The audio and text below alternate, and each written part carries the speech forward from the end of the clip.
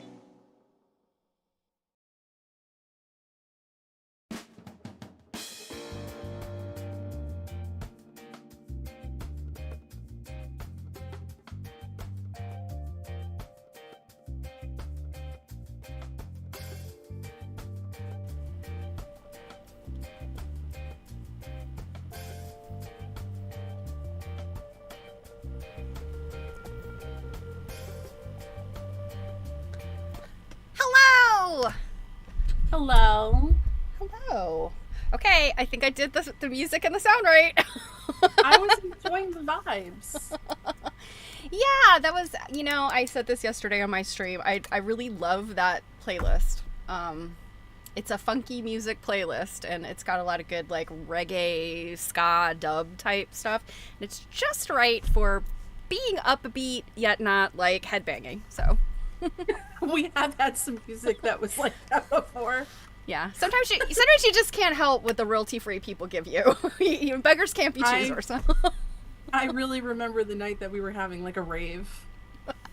I know, with right? the intro music. But the nice thing is that I find that the vibes of the music you were just playing reminds me that there are enjoyable things that give me summer feels, and not always this really oppressive heat. That is definitely summer vibes there. You could picture, a pina colada and some hammocks. I mean, it reminds me of a trip to the Caribbean. Yeah. That's what it reminds me of. From a million versus the trip to hell that you experience when you you walk outside right now on the East Coast.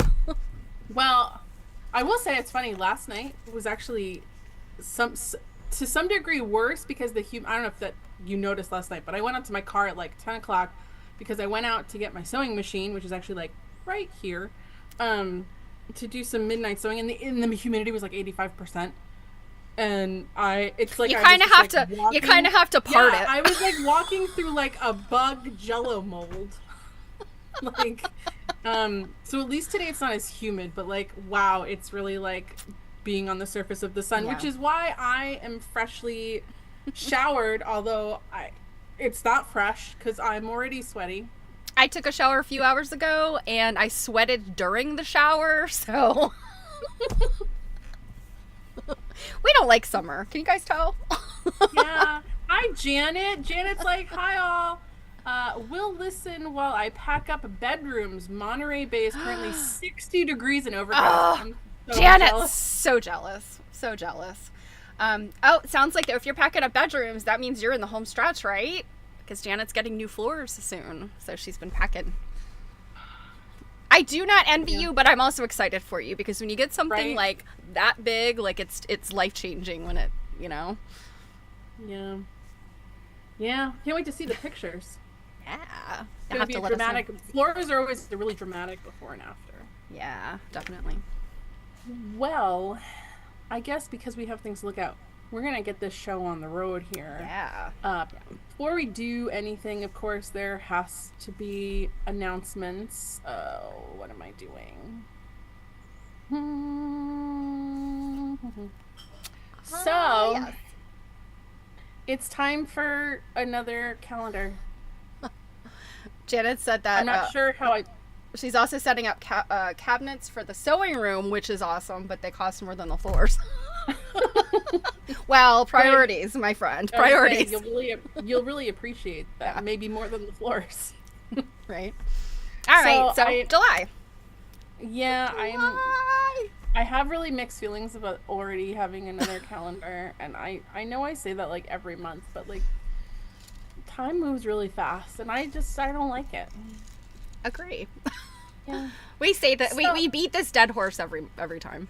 So Yes, every time. Well, because I guess it's true what they say as you get older, that like you complain about the weather and the month and the like, you know, it's true. It's really true. But anywho, so we're starting a new book. I will give you your first assignment in Maine Quilts in just a second. But for July, it's mostly business as usual, except Stephanie has decided that she needs to go to England. I'm gonna go to Festival of Quilts. Come on.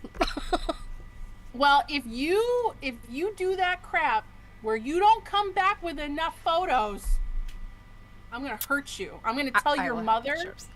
to have a poker with her, to like a physical, like a trash poker that hurts, to be like photos.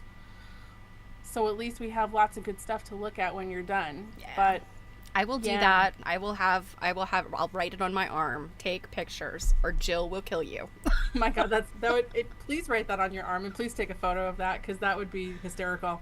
But at least we managed to make sure that we squeeze in a stitch and glitch right before she leaves, which also means that you'll have to be like on schedule with your packing, because we've scheduled something at the last minute, so you can't wait till the last minute. I'm not a bad packer. When it's like something like that. If it's something where I don't have to be disciplined about what I pack, that's when I have a hard time. Like, if it's like I'm taking the car, I'm just like, I can take everything I own.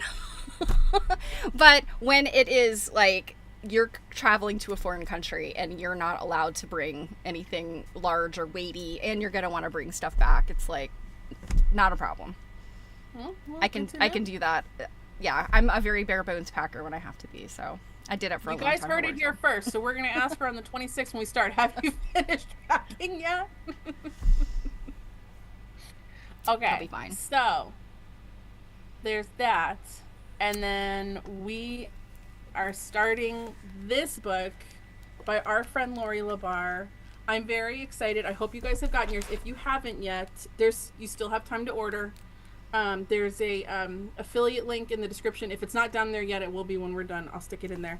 And for our first stream to discuss this book on July 1st, we're going to read the preface, the introduction, and chapter 1. I know that might look kind of weird when you like look at how we often do chapters together, but I'm purposely leaving our very last discussion night with only one chapter, because we often have to push things back because we get too excited talking about something. So it's on purpose. So we're doing page VII. I don't remember what Roman numeral that is. What, 7? 7? Mm-hmm. Through page 31.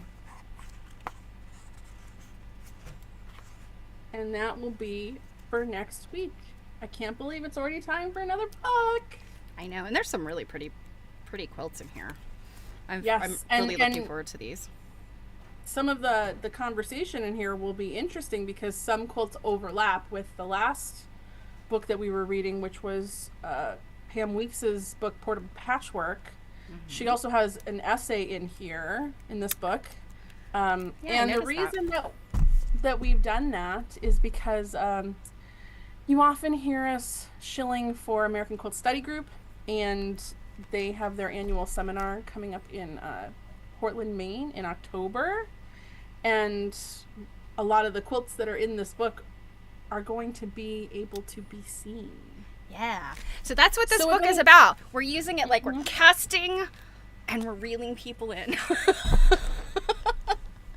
Wow, it's interesting because if you like, I was gonna say like if you're casting like is the book the hook that like you're throwing at people to be like hit them in the head, sign up and join us, come on. I'm thinking of it more as like a big flat fishing rod. I'm gonna. Gotcha. Alrighty, so we've got that. And now we can go on to Fierce Planets, which was an exhibit at the first quarter of the year at New England Quilt Museum. I'm pretty sure it was the first quarter. Somewhere around there. I think so, yeah. It came down a while ago, right? So I had taken photos while volunteering there one day. Sometimes we just don't get to things quickly just because we have lots of things. There's even still an exhibit from last year that we haven't gone through yet. So I don't remember what it is. So you'll surprise me. Well, you weren't there anyway. So yeah, exactly. You'll surprise me. It was from the Terrytown AQSG seminar. Okay. One of the local exhibits that we went to. Anywho, I always make sure to try to take pictures, even if things are coming down and we're going to look at them later because we want to look at them. Now, just as a reminder, if it's an exhibit at the NEQM that's traveling, I don't take pictures of everything in the exhibit so that it's still worth your while to go and see, because even though we look at stuff, there never compares to looking at it in person, even though, you know, photos, like cell phone photos, are exponentially better than they used to be. But yeah, if it's one that the NEQM is having and it's theirs and stuff, then I will take pictures of everything. But just wanted to give that heads up. And with that, Stephanie, you get to be a reader. Okay. Yeah, you're going to have to zoom in there. Is that enough for you? Or is it more? I think I can see it. I can zoom in more. Maybe just a little bit more so I can get all of the... Okay. So, Fierce Planets. Earth... Oh, and by the way, to preface before we start talking about this, I had originally planned on submitting to the show. And it just did not... that? I don't... possibly. I may never have exactly said, you know, the specific exhibit, but... I had a piece that I kind of thought would be good. This was the great missing piece of 2022. I've still not found it. I'm pretty sure it went in a pile of stuff to the thrift store, to Goodwill. So hopefully somebody will find it someday. But in any event, I thought about that piece and I thought about some different stuff. And I just finally was like, you know, I'm not excited about anything for the show. So, you know, that is coming out of me. But because I had been planning, I attended a talk by, and I'm looking to see, Dr. Stanley, is that her? Sabine Stanley, yes, Sabine Stanley.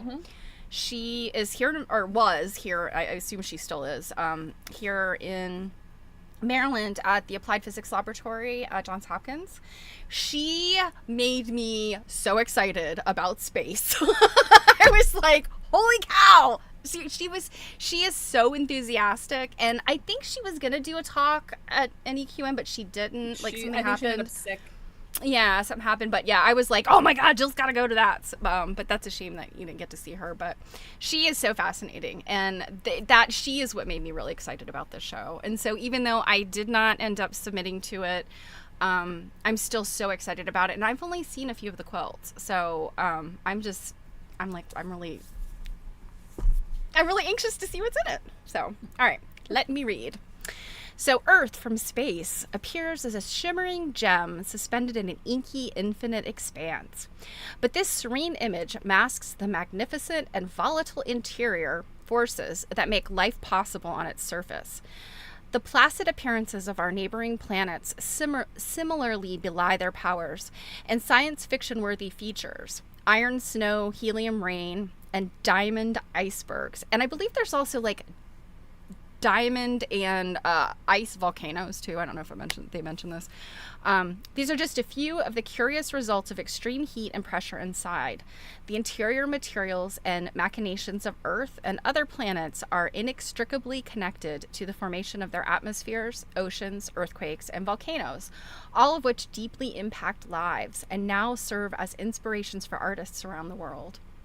The textile exhibition Fierce Planets is a collaboration between Studio Art Quilt Associates, or SAQA, and the Johns Hopkins Wavelengths Public Research Communication and Outreach Program, which sounds super boring, but I think it's a bunch of very cool scientists. The exhibition is composed of 42 works of art, which masterfully explore and capture the science, the beauty, and the power of planetary forces and phenomena. To create their works, the artists, fiber artists from 11 countries on 6 continents, drew inspiration from Bloomberg Distinguished Professor Dr. Sabine Stanley's work in planetary science at Johns Hopkins University, the Applied Physics Laboratory, and NASA. So we've got NASA, the Goddard Space Center down here, as well as her recent book, What's Hidden Inside Planets. And then they've got this long quote from her, but I will read this because, again, she is amazing. On the subject of this fascinating union of contemporary art and scientific research, Dr. Stanley said, no matter how important our observations and discoveries may turn out to be, they would... They would mean nothing, sorry. Italics are not good for trying to read small font. They would mean nothing without the ability to express them to the rest of the world. The ability to communicate the beauty and importance of science often depends upon both the determination of scientists to reach out and the capacity of artists to portray the deeper currents through their own mediums and in their own voices. That's why I think of these textile art pieces as a wonderful vehicle to communicate my work in science and inspire people to seek to understand the importance of the processes that happen inside Earth and other planets. For this, I am eternally grateful to the artist who created them. Did you know that the center of the Earth is a giant molten iron ball? I learned this from Dr. Stanley. I'm actually really bummed that her lecture got canceled. I had planned to go to it, but yeah, I'm not like a super scientific person. I mean, I love like wild things that come out of science. They're so interesting. But a lot of times lectures are like, they're just above my head, or they're just like maybe not that exciting. But I have to say, she is an incredible speaker. If you ever see her, I think she's got a YouTube video, or at least one or more. If you ever see her out anywhere, stop and listen, because she's like one of those people that makes you excited about a subject you did not know anything about and now want to know everything about. So she's very accessible. Yeah, and just her enthusiasm for it, I feel like sometimes very educated people, particularly in like the hard sciences, like they maybe don't express the kind of like, I don't know, she almost has like almost like a childlike wonder, and I don't mean that to be like to diminish her in any way, because oh my gosh, she's got a PhD in planetary whatever. No, but I know what you mean. Like, she's excited about what she's doing. Yes, it's that enthusiasm, and it's her ability also to speak, on a lay person's level. I'm not saying she was like treating us like 5-year-olds in the lecture or anything, but she definitely talked about things in a way that I was like, oh, okay, I'm not that stupid. I get this. So it's not full of a lot of flowery, fancy language that particularly is meant to keep a certain group of people out of it. The word salad of many academics. Yep. All right. I continuously had quite the argument with a professor in grad school about things like that. Speaking of childlike wonder, here's the very first one. Now, I have a mixture of video and still, just so that you know, but I will tell you, there was no way to really like hone in on like the variety of details everywhere, because like this is multiple planets, but like look at like what's going on with like, I'm assuming what is a moon up here. This is looking a little stuffed. Like there's a bunch of different like quilting at play here. Like it's just Yeah, I'm looking at that kid's hair. it's Wow. I crazy. mean, that's like really photorealistic.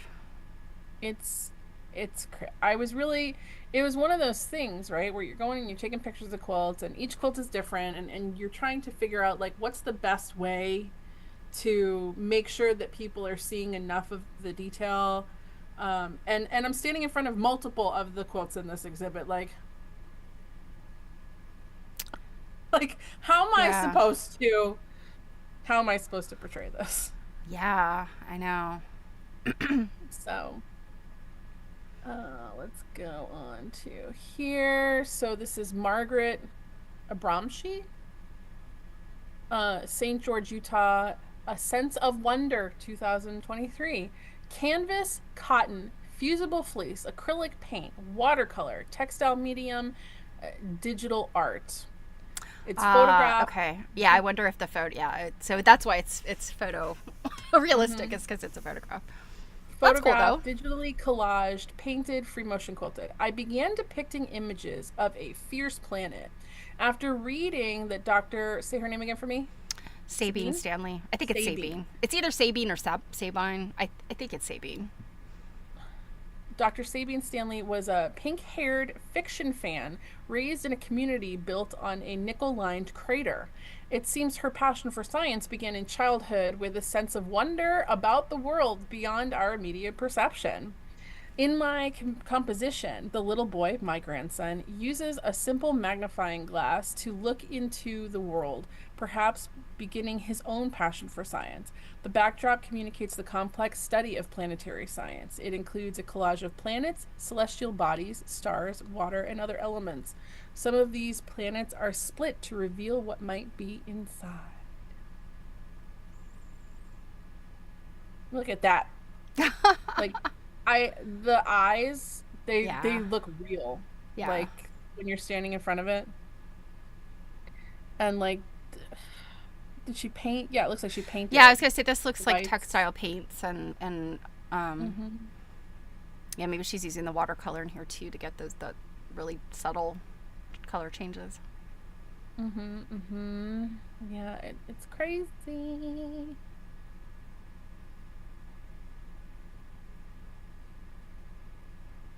Yeah, I really like what she did with the planets. Yeah, and like it's all like all this. I'm assuming these are probably like gases.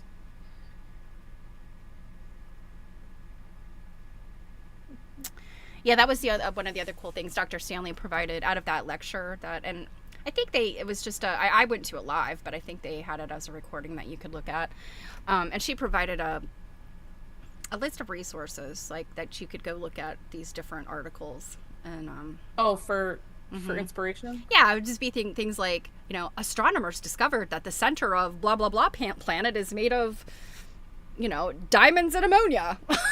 And because I don't have that like, space scientist mindset, I'm like picturing like the jug of ammonia and a handful of diamonds, and I'm like, wow, that's really interesting.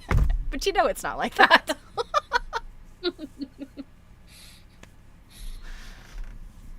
I really liked this one. Oh yeah, this one's interesting. This is the one that I used on the thumbnail. Because the background, like, and I'm not, again, when I take pictures, I don't read anything. Okay. Mm-hmm. I just go through and snap, snap, snap. I try not to dwell. I don't really try to pay too much attention to the details. Like, I probably look like such a weirdo if people, I try to do it when no one's around just so I don't spoil like their experience. But like, um, if they see me, they must look like, why isn't she looking at anything? Yeah, Anyway. I sometimes do those flyby, click, click, click, click, and then look Well, I later. do it so that I'm experiencing it with you. Like even though even though I have seen them in person, and maybe potentially was even part of their hang up or takedown.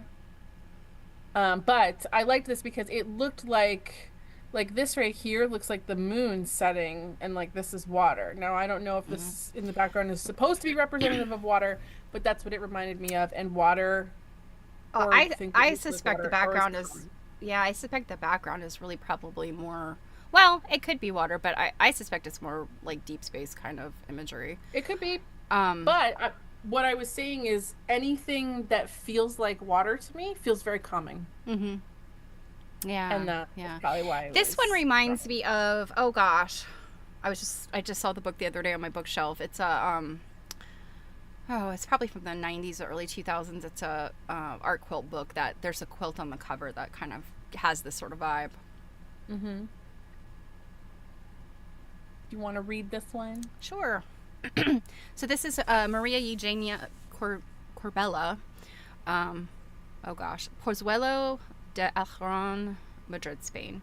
The Beauty of Chaos, 2023. Cotton pieced free motion quilted.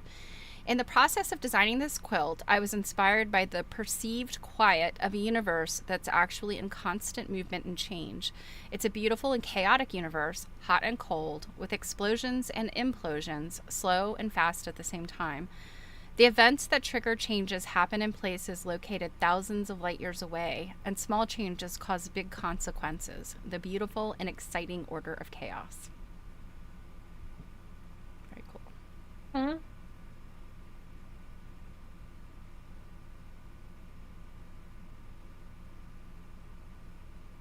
I wonder, good Lord, it,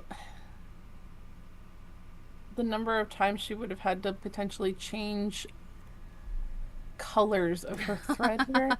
Yeah, I'm wondering if she did this on a long arm or on. I'm thinking And maybe a she domestic? had to have done it on a domestic. Yeah, because of Oh, yeah, it the doesn't tell us how directions. big it is. Darn. Why Mm. isn't that standard on museum cards? Because I'm just trying to remember, like, I think that's a decent wall hanging size, if I'm Hmm. remembering correctly. Sorry, I'm sorry, go ahead. Yeah, I was just saying, like, I mean, you could do it on a long arm. Mm-hmm. Um, I just feel like it would. Well, I don't know. Either one of them, it would be a hassle. So kudos.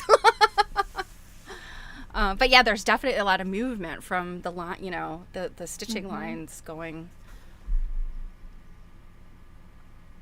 so many Mm-hmm. directions. Yeah. And all the colors and Yeah, curves. I really like how what she did here. You know, and I'm assuming this is some hand dyed or hand painted fabric.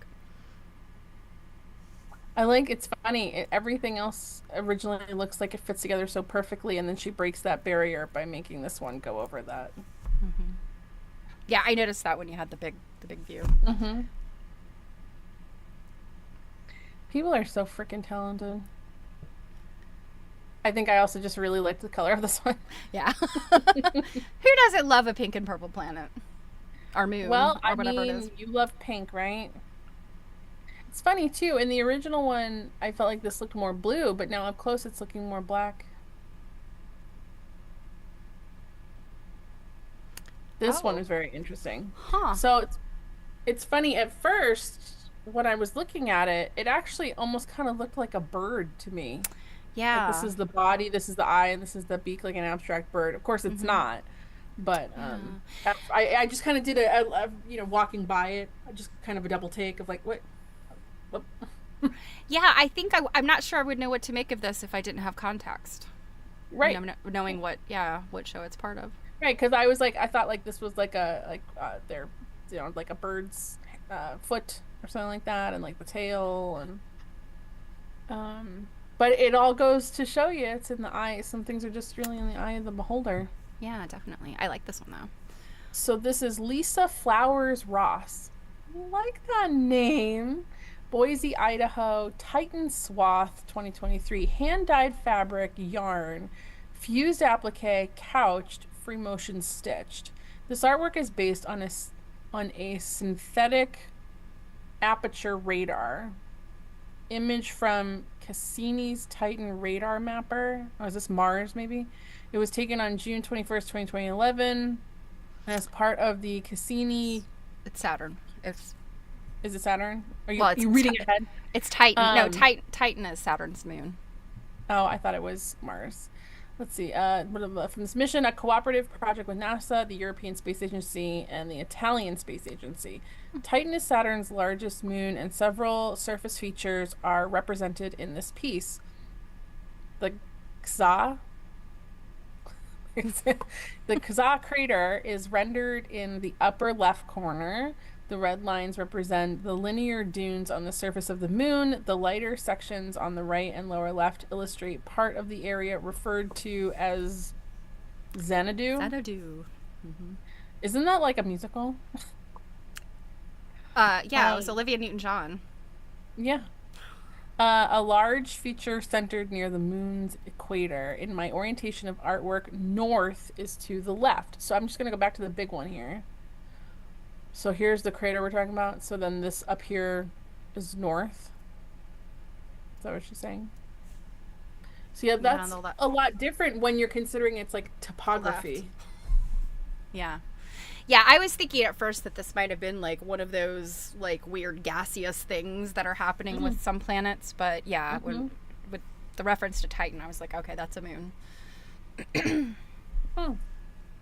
I like it. I love the colors.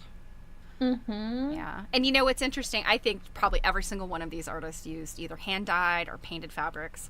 And I think that's a brilliant choice because it's going to give you some of the effects that I think a lot of these artists were going after. Well, and look at these, like, I'm assuming this is the couched yarn that looks like it's like a braid. Yep.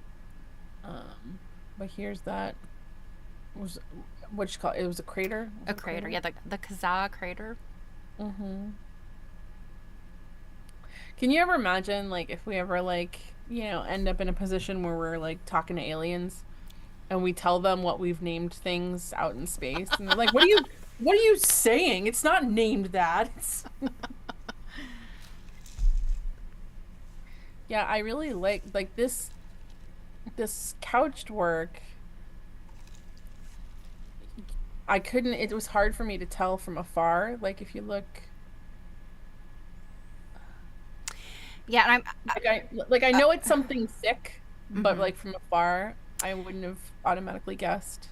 Yeah, and it's interesting because that's a lot of couching commitment. And I'm guessing maybe she did it on a machine, but still, like, I mean, to get it placed the way she would want it, I can think of how I might do it, but you know, that's a lot of like fiber to wrangle neatly, and it looks like she really did wrangle it neatly. Very neatly. I mean, it does what she intended it to do, I'm sure. And it even like goes over piecing and.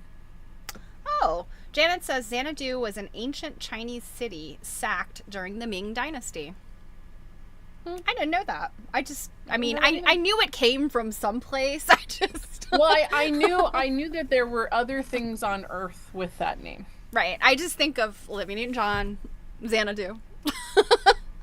It's so funny. It's so funny of my childhood. While I was sewing last night, I was watching Grease.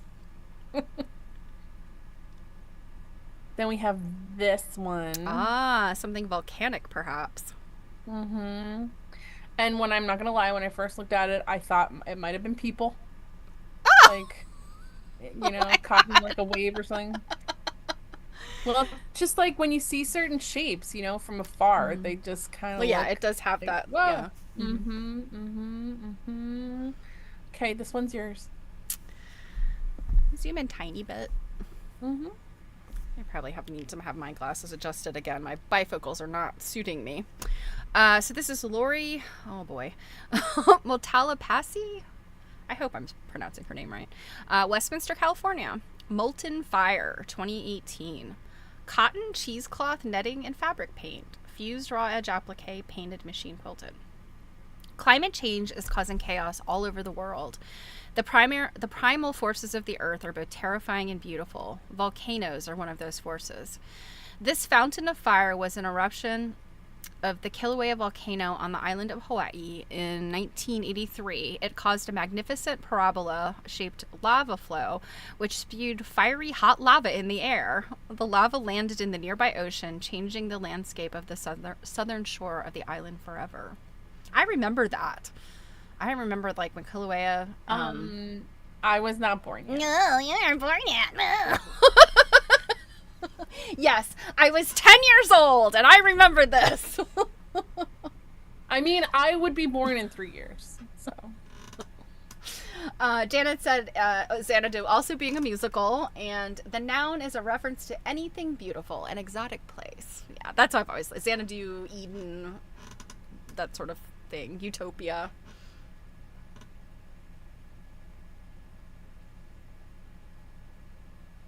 There's a lot of really tight quilting in here. Really dense. Yeah, and you know it's kind of echo quilting, sort of, which, and I mean this artist is from California, but you know, Hawaiian quilts use echo quilting, so I don't know if that was an intentional thing or that was just her decision, but like if there's some influence there. Yeah.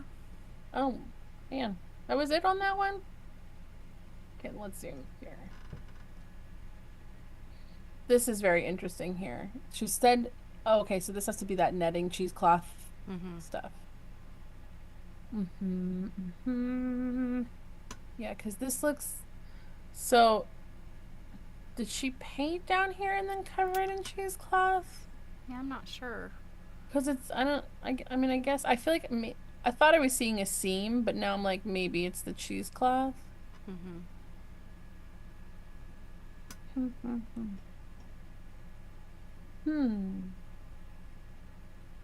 Yeah, this one was really, really pretty. I could definitely see this one hanging in like, you know, prominent like train station, some prominent building, you know, like Grand Central Station kind of a thing.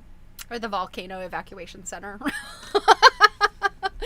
This is why we leave the island when it erupts. So like, yeah, you need a memorial of like, here's why we're here. Okay, this one is very cool. Yeah, this I really one's like interesting. the colors.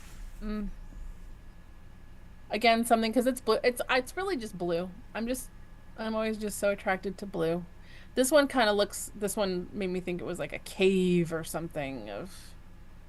You know, like an ocean cave. Yeah, I suspect this is an abstract view of something planetary, some planet's surface or atmosphere or something.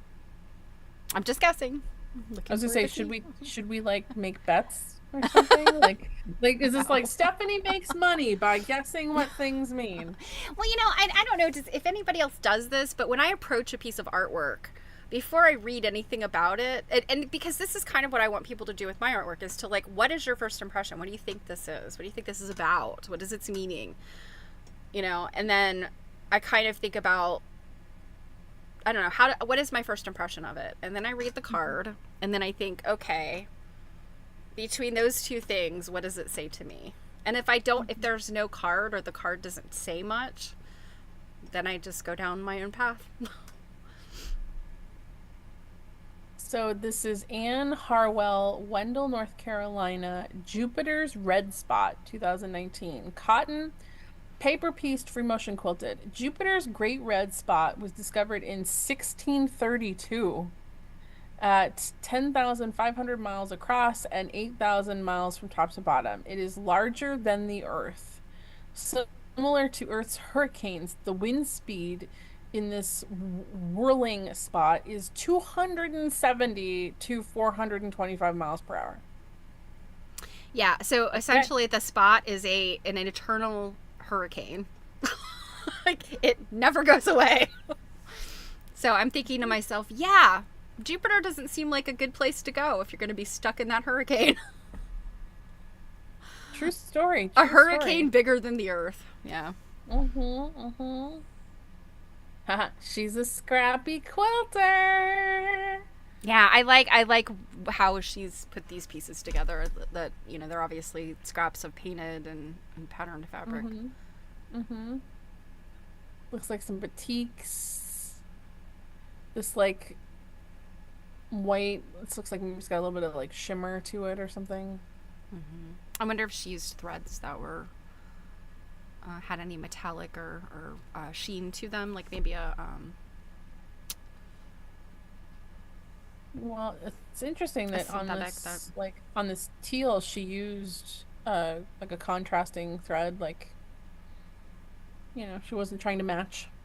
Yeah, I've kind of wondered for a couple of them if they maybe used uh, like a rayon thread would kind of give you like this silky look to it. It's kind of got a shimmer to it, even though there's no metallic aspects to it, but it kind of it plays with light a little bit. Are quilters often quilting with like a rayon thread? Mm, depends on what you want to quilt with. Hmm. And I know some quilters are cotton only. Yeah, well, I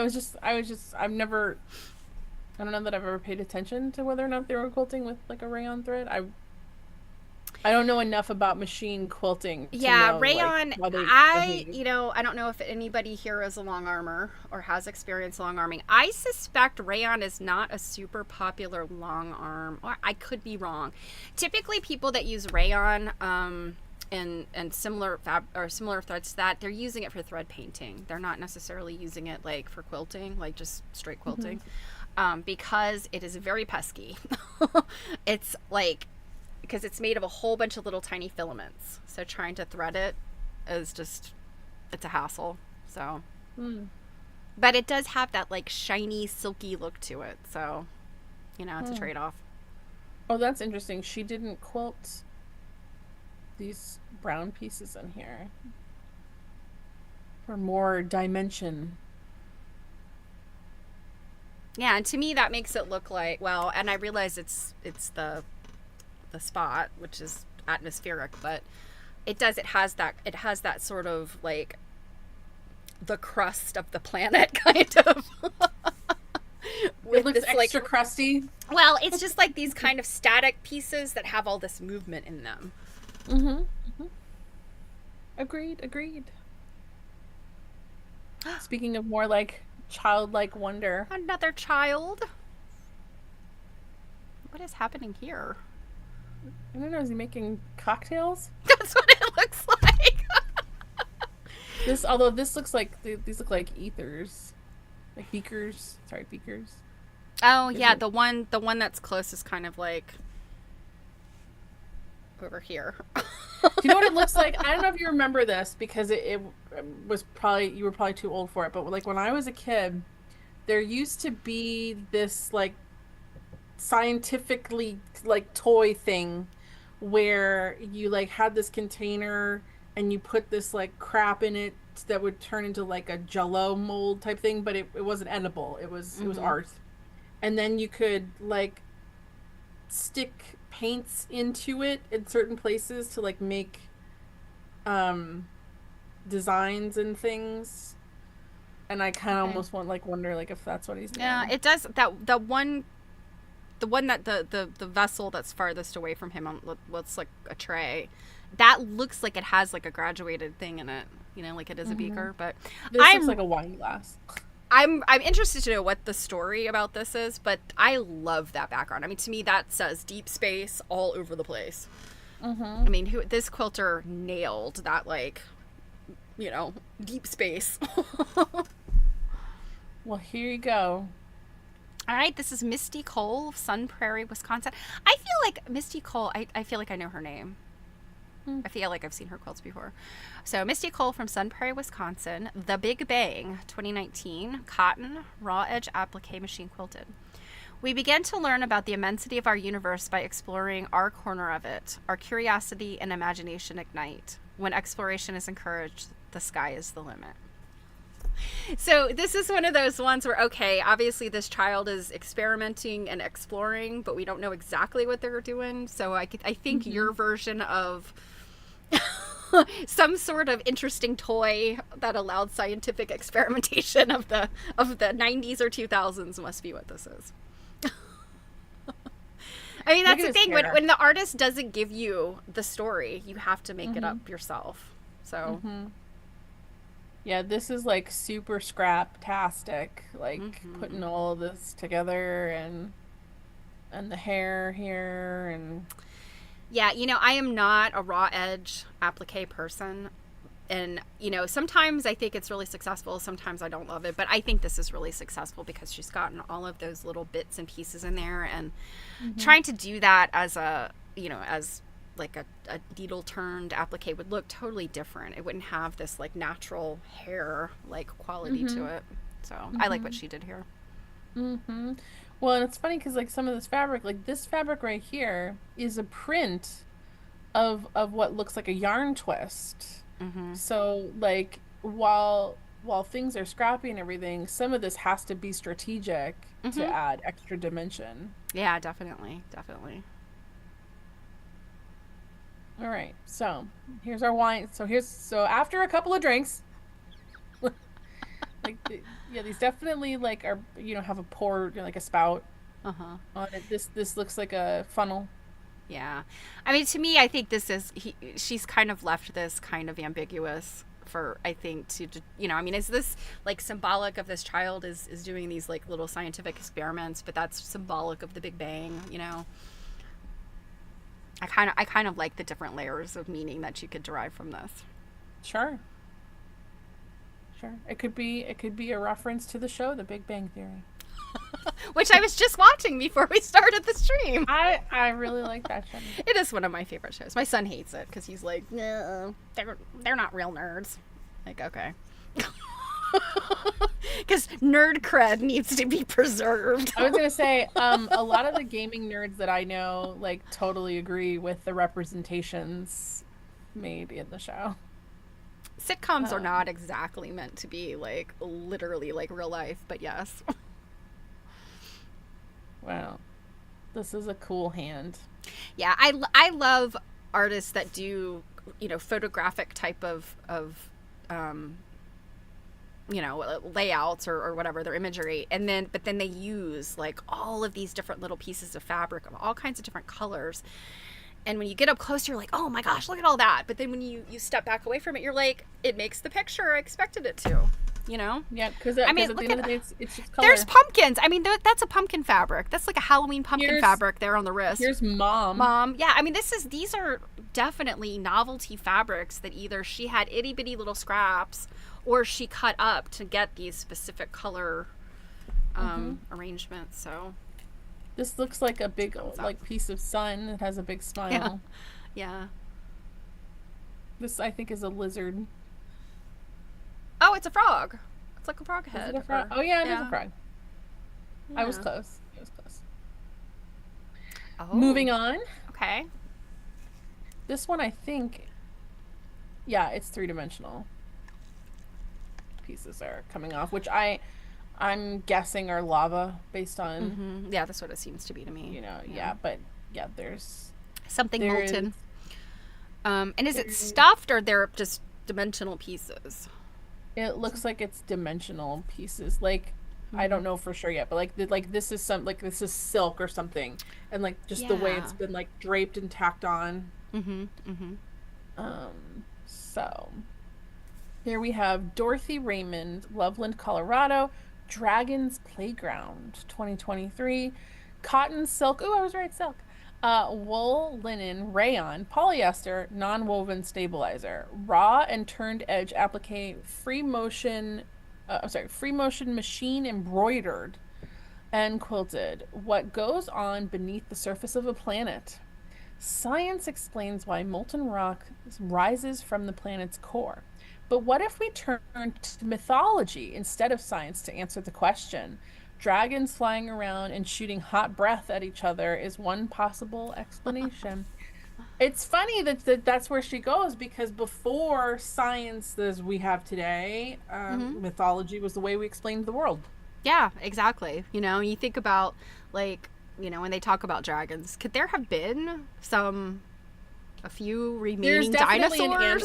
There's definitely an animal that they're referring to. Yeah, exactly. That didn't necessarily. It's not necessarily our rendition of what a dragon is today, but considering that nearly every ancient culture on the planet discusses a creature like that, same like with the Great Flood, like we can prove that archaeologically that there was a flood. If every culture that are not communicating are reporting the same thing, it's because there's really a thing. Yeah. No, of course I love the truth that science brings us, or the truth to the best that we can manage. But I also love mythology, just the myths that cultures create around things that, they haven't answered yet.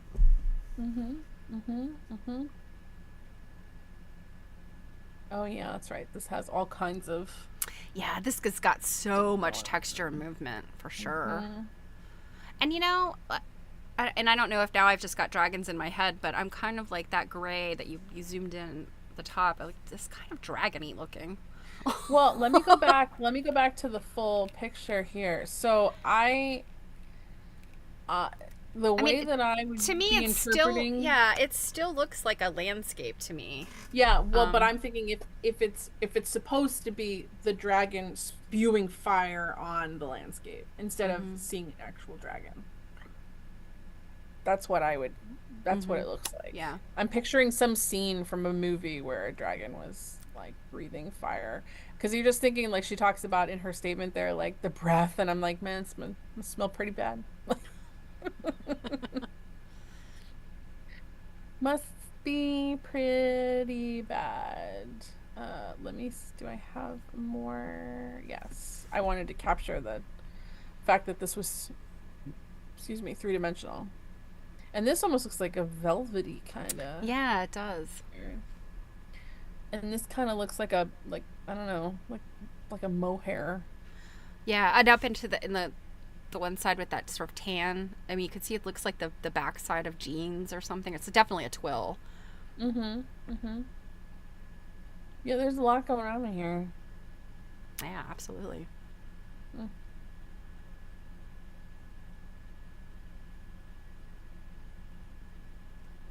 Yeah, like this really just looks like it almost if like this was a canvas and she laid it down like all of this like silk type. It's like she just kind of dropped it and just like foofed it a little bit and then pinned it down and just sewed it on where it fell. It's It very looked. effective. I mean, it definitely looks Mm-hmm. like. But yeah, like look at the way the light is just shining on this one piece right here to make it Hmm. into a different color. Mm-hmm. Mm-hmm. This was one of my favorites. Oh yeah. This looks like almost like a scene out of like Lord of the Rings or some like, Hmm. fanciful. Yeah. I mean, I'm also like I don't know why Tempest came into my head, like the storm, the swirl, the. Yeah, I think when I first looked at this, I thought of the movie Neverending Story. Here you go, dear. Paula Rafferty, Ballysimon County, Limerick, Ireland. Oh, I love that. Storm. I said the Tempest, right? 2022. Cotton. I love it when people are just like, it's all cotton. Digitally created and manipulated, printed, free motion machine quilted. The powers that shape and control our universe appear mystical and magical to me. I have never experienced real extremes of nature. Well, you know what, Paula? Come on to the East Coast right now. um, but what I have experienced has been both terrifying and exhilarating. The extreme conditions needed to effect great change are incomprehensible and make me realize what a minuscule span of time I'll spend on this stunning planet. In my work, I have tried to convey my complete sense of awe and wonder, as well as the fierce power of the magical universe. So when she says digitally created and manipulated and printed, so did she create, do you think, like one big I piece and suspect so. then So go back to open it it? and let me look at it a sec. Can you zoom in a bit? Like a lot? Yeah, that's good. Okay. So what I think, and this is just a guess, what I think is she created an image or created some kind of layout, and or maybe she had a photograph or something, and she manipulated it digitally, Adobe, Photoshop, whatever, um, and then she may have had it printed on the fabric, and then she quilted it. Mm-hmm. That's just a guess based on. That's what I'm Mhm. understanding from what she was saying. Yeah, that's a But guess based on what she said. Yeah. let me see if yeah, that looks printed for sure. Um, But the thing is, I mean, the way she manipulated, because I mean, you look at this. If you hadn't read the card, you could think, well, was this printed? Was this some type of like watercolor effect, dye, some type of dye effect, dye painting?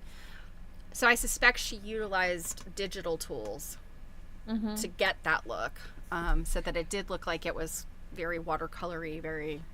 Well, and I think what I had been looking for were seams. Mm-hmm. I was looking to see, like, is it one Yeah. piece?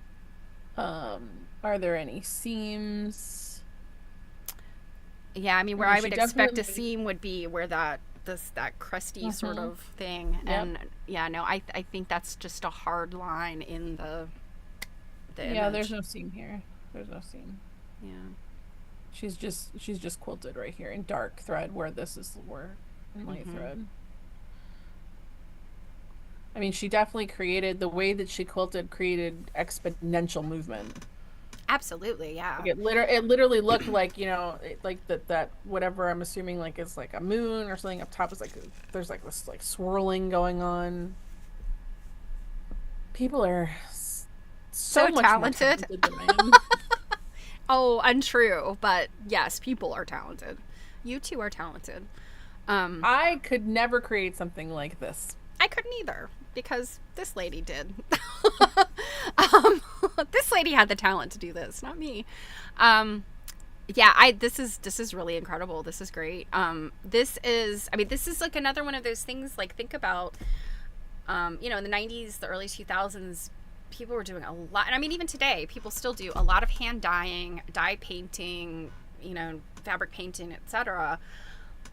This definitely has that look, but she took it like to the next step, and it's digital, you know? And I think that's... Well, it's definitely not all one piece because here's a seam. Ah, okay. So maybe like quadrants or something like that. Could be. This was told. I was like, oh, Jackson Pollock. Wow. Yeah, this definitely gave me some Jackson Pollock vibes. Get in there and let me see, what are we dealing with here?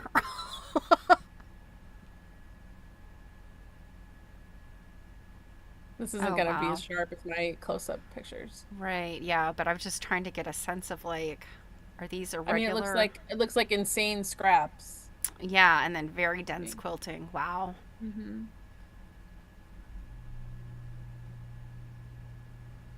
Go ahead, my dear. So this is Helena Scheffer, Beaconsfield, Quebec, Canada. Oh gosh, can you say them in a little bit? Kumalipo, Source of Darkness, 2016. Artist dyed and commercial fabrics, collaged, machine and hand quilted. Oh, there's hand quilting in there. My art is an exploration of the cosmic tapestry. Through layers of color and texture, I aim to convey the immense energy and dynamism that permeate the cosmos, reflecting the ever-changing nature of the universe. I offer an invitation to explore the beauty, complexity, and infinite possibilities that exist beyond our world. I don't envy you guys for having to write these statements. Oh, yeah. You know, there's so many ways to write these. There's like the word salad version. There's the I'm smarter than you version. I just imagine them being really difficult to write. Oh, yeah, they're terribly, terribly difficult. Because, you know, like, I don't necessarily want to give away my personal reasons for creating, you know, not like it's a big secret or anything, but I don't necessarily want to influence the viewer.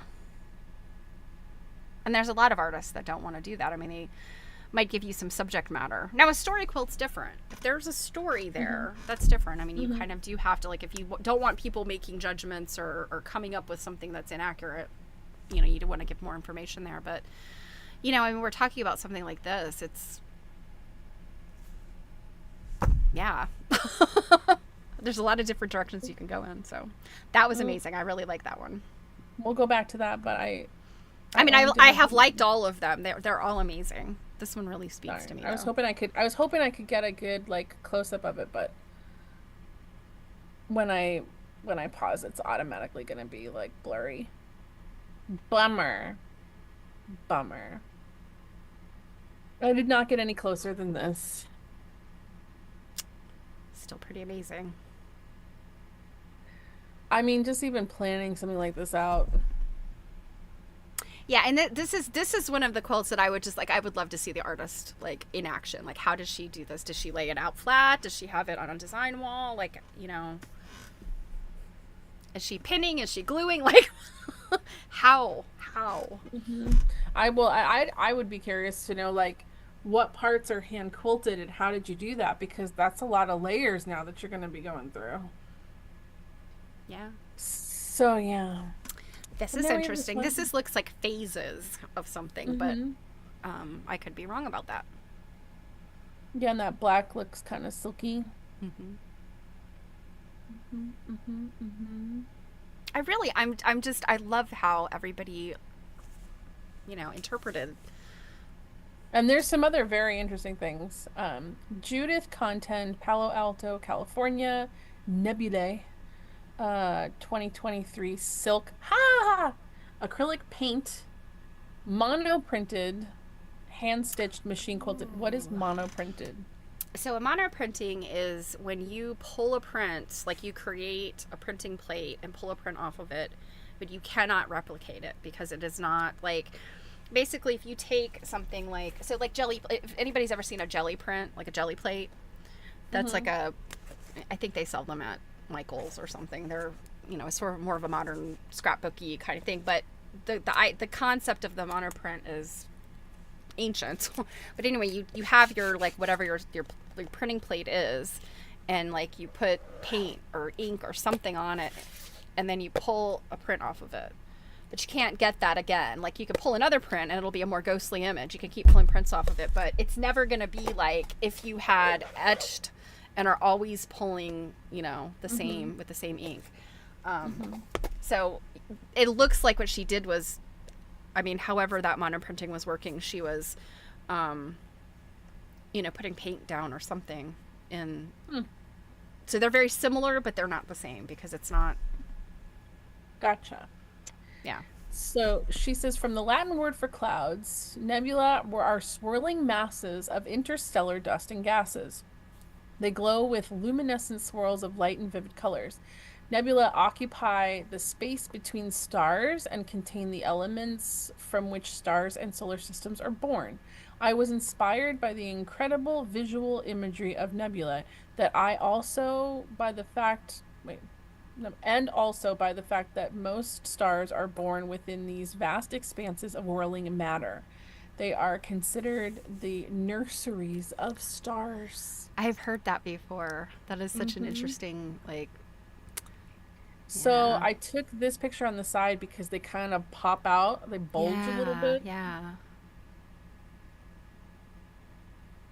So yeah, I see what you mean now Hmm. by taking the print Yeah, multiple and I mean, times. there's a Kind of give million you. different ways she could have done it, but like in my mind, if somebody told me go recreate this, I would take like a piece of plexiglass or something and some fabric paints and try to approximate like what, that those sort of little cloudy circles, and then I'm curious though, like, is it one big piece of black silk that she pulled the paint on? I think it is.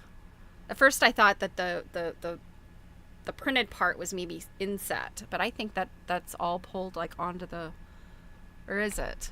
I can't No, tell. this looks like a seam right here. Is it? Okay, so those might be inset. Me. Yeah, I think I see a seam here. Is it a seam or is it kind of a wrinkle? It looks like a seam. Hmm. Maybe let me see if there's. Yeah, I think this is a seam potentially right here. Or Hmm. like another one here. Yeah, like right here. Is this a seam? Yeah, maybe it's on my screen. It's a little hard to tell, but I do love this close up. I mean, you can really see like the paint strokes, so you could see whatever her print Mm-hmm. plate was. So you could see the paint strokes of how she applied paint, and then pulled that print. And then now I'm seeing that she's used kind of a like a heavier gauge thread, maybe even like a pearl cotton, in Mm-hmm. different colors too. Mm-hmm.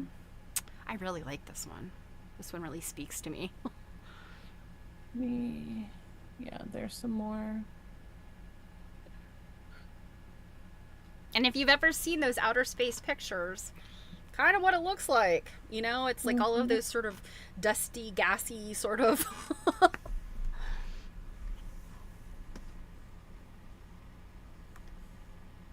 This was very interesting. Now, this one I do think I saw a picture of.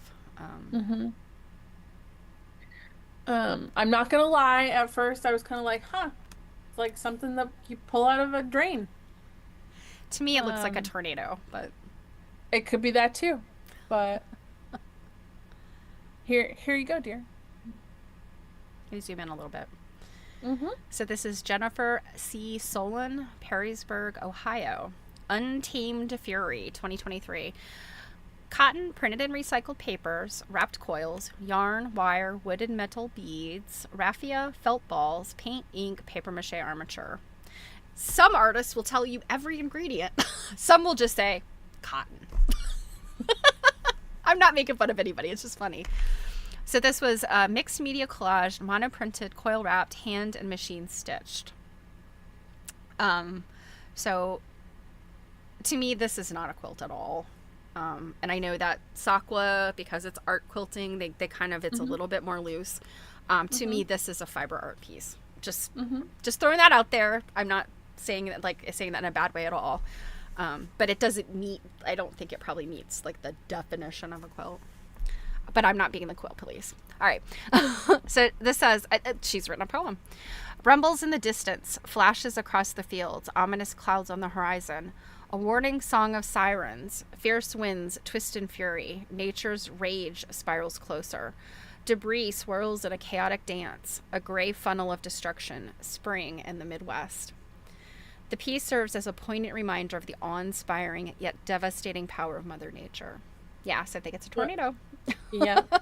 And our friends who live in the Midwest, we've literally been on conference calls with them, and they're like, sorry, the tornado sirens are going off. We have to go get in the basement. And again, it's not funny, but it's... But it's so funny because they're just so matter of fact, nonchalant about it, and I'm just like, God, every time those go off means like someone's could be losing their house anyways. Yeah, we have tornadoes here as well, but they're usually like they touch down and then they're kind of gone, and it's because of our geography is different than the Midwest. So yeah, this thing is like otherworldly to me. Yeah, it looks like it. I mean, there is an armature there clearly, and then like the wrapped. Gosh, she said there's wire in it, right? Like that's wire. Yeah.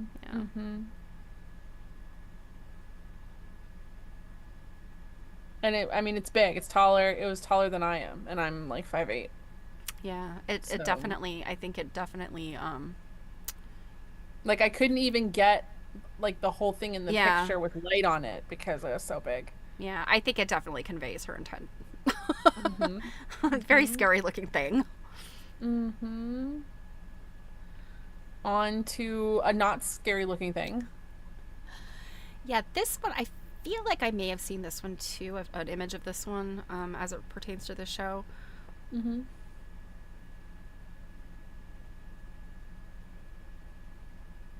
This one is Gwynedd.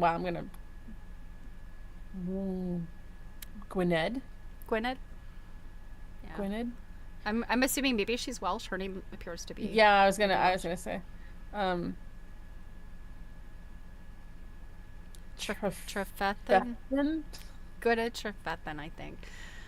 We're sorry, Gwynedd. You have a beautiful name. I wish when it was a name that was more ethnic based or spelled differently than it might come off. I wish there was a phonetic spelling of it too. Because I don't like mispronouncing people's names. I hardly ever see phonetic stuff for... I know. Well, it's funny. The only time I've ever had to do phonetic stuff in my entire life was my bachelor's graduation. We had to write our names phonetically. Oh, yeah, so that they pronounce them right. Right. So that's what I mean. Is like I kind of because I don't like mispronouncing people's names. You know, I want to pronounce their name correctly. Anywho, Cohasset, Massachusetts, in the beginning, 2023. Cotton Hot fix clear crystals. Well, I didn't notice crystals really at first. Anyways, machine pieced, paper pieced, embellished with crystals, free motion quilted. In the beginning was inspired by my love of creation and realization that Earth was created from a nebula approximately 4.6 billion years ago. Thanks to the James Webb Telescope, we are able to see images of the Eagle Nebula, aka Pillars of Creation. These images capture the imagination and beg to be interpreted in fabric. I really like her piecing here because it just looks like they're just like swirling. Mm-hmm. Yeah. So those And must then be also the with that quilting. yeah those must be the paper pieced elements. And I think when she says paper pieced, she's meaning foundation pieced versus English paper piecing. But yeah, those are very effective. Show that. Now I'm still trying to figure out where are the crystals? Are they like clustered someplace, or am I just missing them? There you go. There you go. They're little. Oh, okay. So they're sort of like little points of light, maybe. That's I why I see. was like Okay. in that big picture I wasn't noticing. Yeah, I'm wondering. But clearly in the moment I noticed and was like, oh, let's get a picture of that. Yeah, I'm guessing maybe she's using those to mean like stars, points of light, perhaps. Yeah. Perhaps is right. It's interesting that so many of the quilts we've seen have very similar quilting on them. I really like her quilting. Her quilting is it's kind of it's very organic looking, like it doesn't have straight lines or jaggedy lines. We really haven't seen many straight lines at all. No, because space is not straight. Well, and that's what I mean is like neither is the Earth. When you think about how completely non-connected people, right? They're from different countries, different places. I'm assuming most of them don't know who they are probably until the show, and we're maybe being introduced to other people and other styles. It's very interesting to see how often people can interpret things very similarly. Yeah, definitely. It's very interesting to see how people interpreted sort of a, some type of, wow. I didn't expect this one. You didn't even like finish your sentence. Yeah, I was just like, huh? Yeah, it's interesting how people interpret. I mean, because that was it. That the call for art was about, the subject matter is fierce planets, and Dr. Stanley's talk was really not about like thou shalt make planet quilts, but it was just all of these different ideas. And like I said, she talked about what's in the center of the Earth and how other planets have crazy stuff,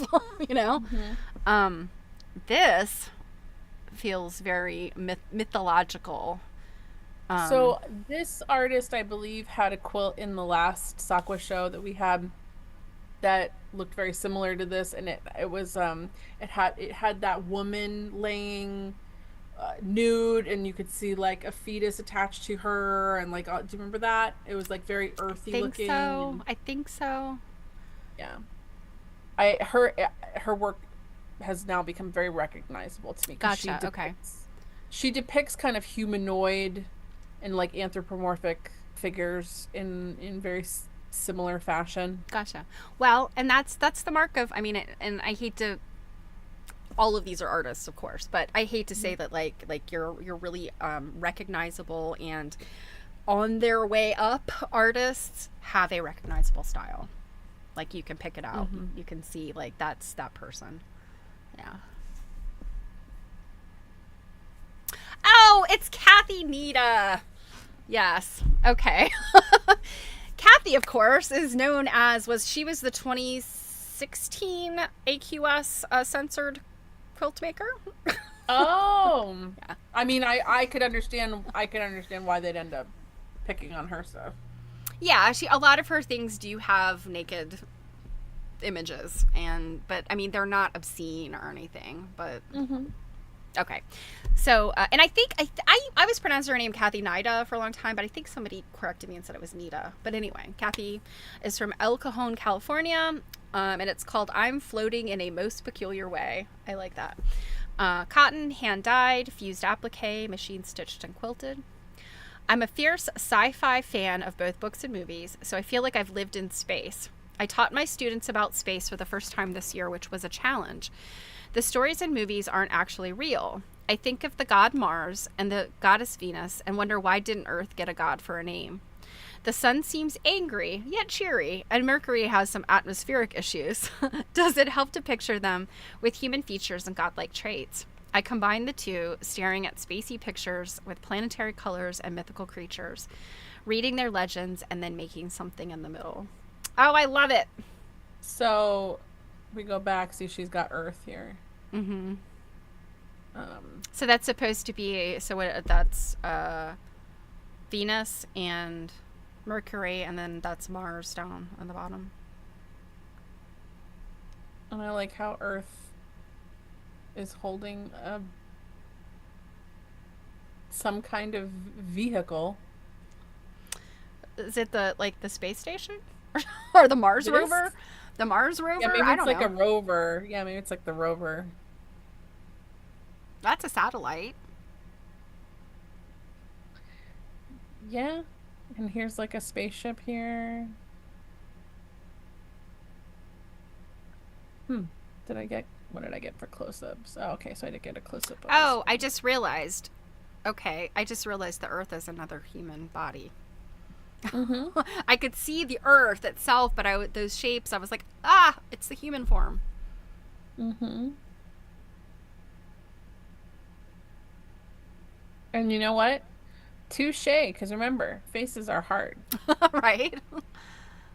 Yeah, this one's cool. And you're right. This definitely, as you're zooming in, I'm seeing like, yeah. Having seen her other work, this definitely's her style. Mm-hmm.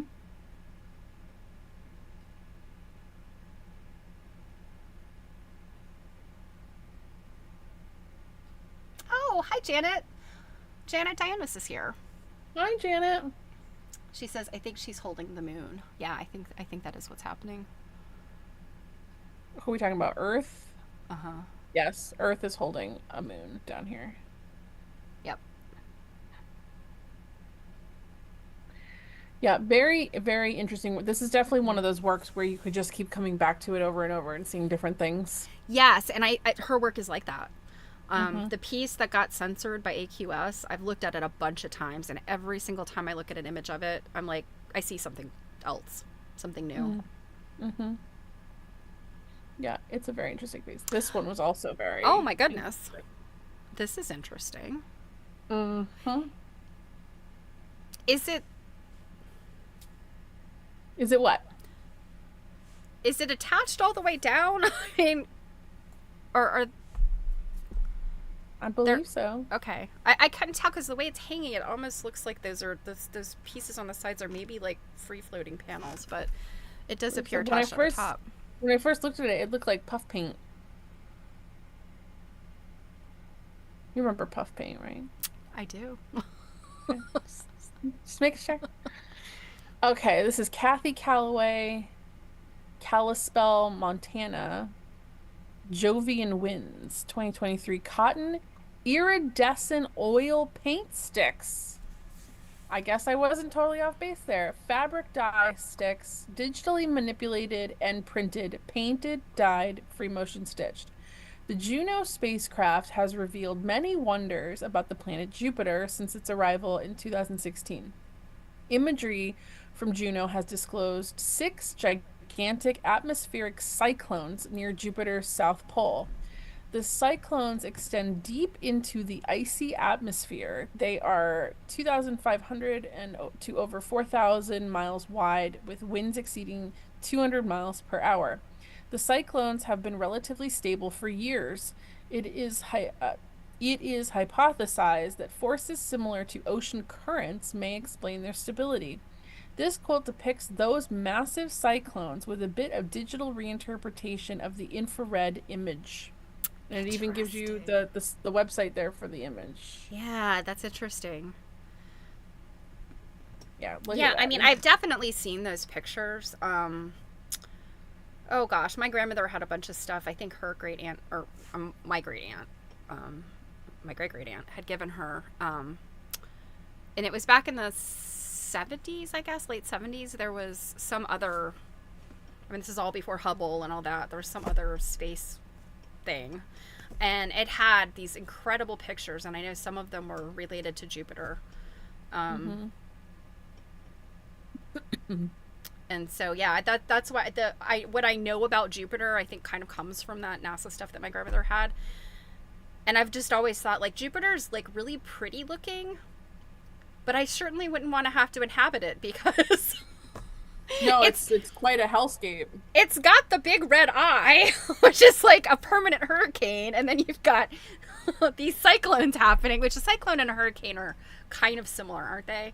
Like, isn't a cyclone happening out at sea where a hurricane is heading to land? Or there's some kind of similarity between them, but that's essentially what Jupiter is about. It's like hurricanes everywhere. But it makes it really pretty looking.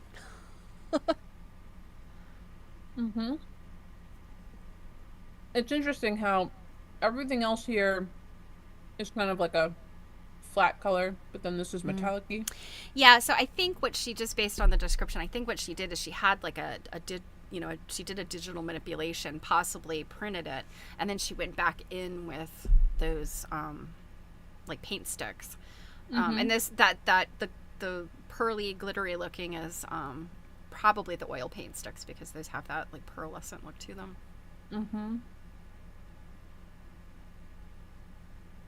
Oh, Moving on to something totally different. This piece is wrapped around wood. It was very... Half of me was like, am I looking kind of these whiter ones in the front? Is this kind of like the landscape, and then these ones in the back are like what's beneath, like the surface? Yeah, I'm kind of wondering. Wonder no more, my dear. So this is Gail J. Higanell, Fonthill, Ontario, Canada. Earth Reframed, The Seen and the Unseen. 2023, I think you're right. Cotton, heat manipulated materials, repurposed pine wood, original drawing. Hand dyed, appliqued, machine quilted, hand embroidered, hand tied. Oh, so also tied. From space, Earth appears as a serene oasis of tranquil oceans, vast continents, and wisps of white clouds, exuding a sense of harmony and unity. However, beneath this pastoral facade lies a fierce interior, with high pressures and temperatures, churning molten rock, and colliding tectonic plates shaping its very foundation. A new visual geography of Earth is offered in this work, one that holds both serenity and ferocity together as a unified whole. It recognizes the unseen inherent power of our extraordinary home and underscores the importance of preserving its outer beauty.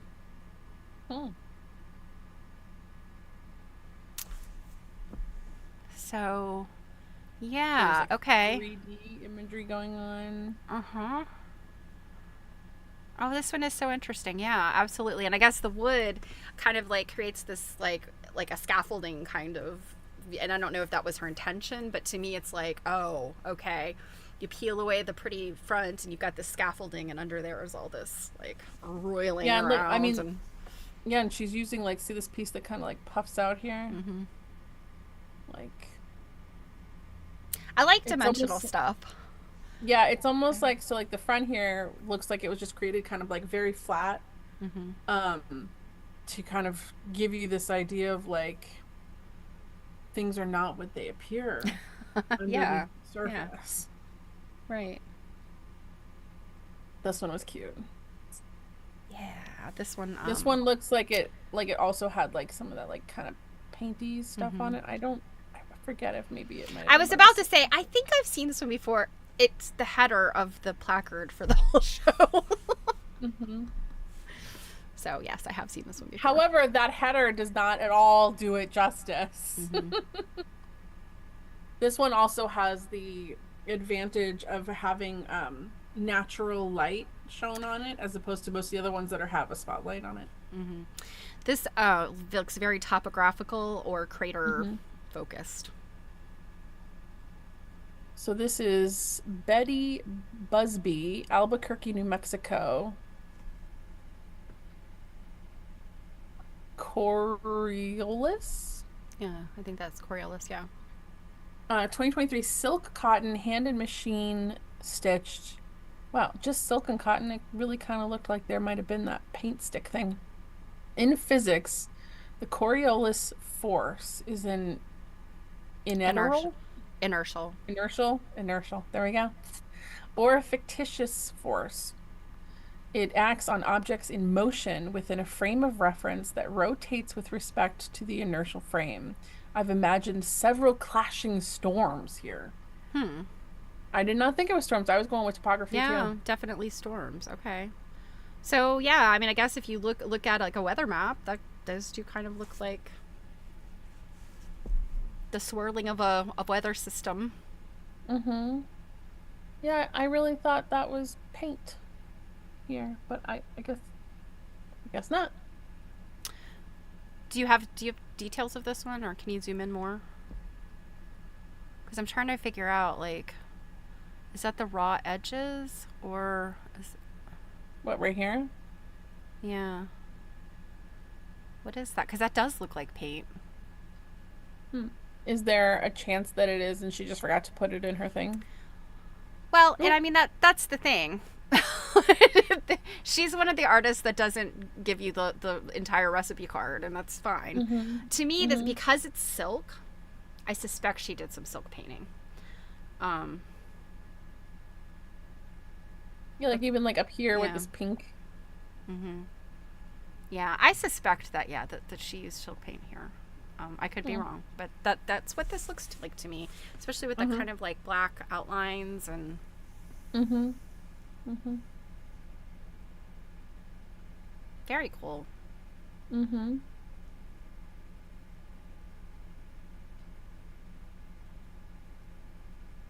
This was another kind of fiber piece. Oh, this is neat. Yeah, these are all boxes. Yeah, like yeah, fossils and like Yeah. just like you would see in like a collection. Mm-hmm. Oh, that's so cool. Yeah, like if you like pulled out, like at a museum, one of those big drawers. Yeah. Yeah, but I mean like just an old school like fossil collection with the little Mm-hmm. cards on it. I love that. Mm-hmm. Here you go. Libby Williamson, Villa Park, California. Buried Treasure 2023. Oh boy. Fabric, canvas, plastic signboard, polymer and paper clay, zippers, vintage measuring tapes, construction foam, Yeah. and industrial felt, acrylic paint, wood, vinyl, painter's drop cloth. Free motion quilted, hand stitched, fabric painted, dyed, clay sculpted, carved, etched, and printed. She gave us the whole recipe. This is mixed media at its finest. Fossils, the precious remains of ancient life, provide clues to the history of life on Earth, indications of past climates, plate tectonics, and other geological events are discovered through the study of these buried treasures. My specimens, flaws and all, are based on real fossils and include the most accurate data that I could find. Thick layers of fabric simulate sedimentary rock where I imagine the fossils were embedded and then carefully exposed. I've created my own stories of their past, uncovering mysteries and their existence in deep time. This is so cool. Isn't that cool? Like she literally like took these kind of boxes and wrapped them and put like every little bit of detail she possibly could on here. I love like down here she's got the vintage tape measures. Yeah, that is so cool.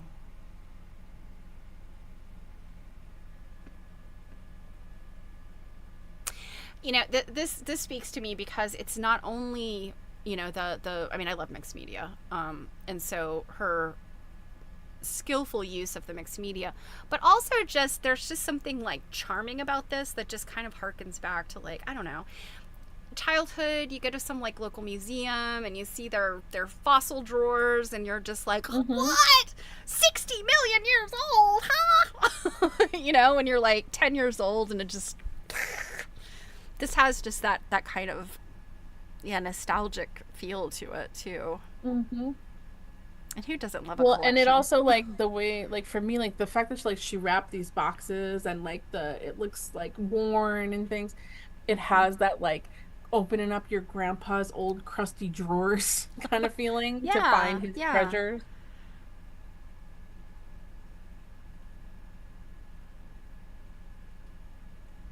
Yeah, Yeah, she did really this is a nice really fun work. one. Mm-hmm. This one reminded me of the opening scene to Star Trek Next Generation. Yes, this definitely has a very space imagery look to it. Mm-hmm. So this one is Dolores Miller, San Jose, California, pale blue dot to 2023, cotton, polyester shears and netting, and metallic foil. Raw edge applique, machine pieced, machine pin tucked, hand stitched, foiled.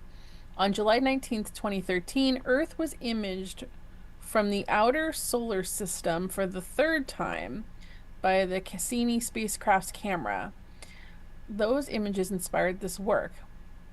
At this distance, the dynamism of Saturn's rings and moons are evident, while one can barely see the pale blue dot of our home planet. I didn't even notice it. Yeah, I was gonna say. Let me is it that?